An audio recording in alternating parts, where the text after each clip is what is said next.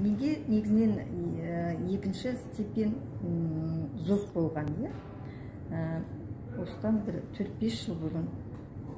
Сосын мен осы компанияға кіргелі 2 жылдай болып қалды.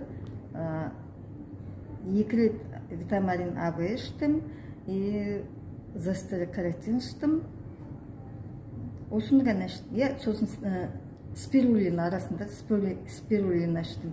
Енді міне қарасам, менде бәрі в норме.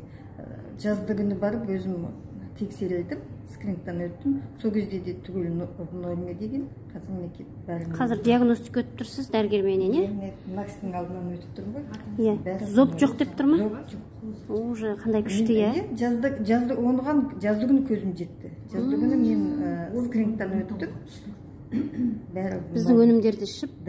Менде осыдан 5 жыл бұрын скринингтан өткен кезде холестерин деген. Менде холестерин көп, сізде емделу керек дейді. Мен ештеңе ішкен жоқпын. Осында тек қана осында кіргеннен кейін витамарин АБ-ны іштім.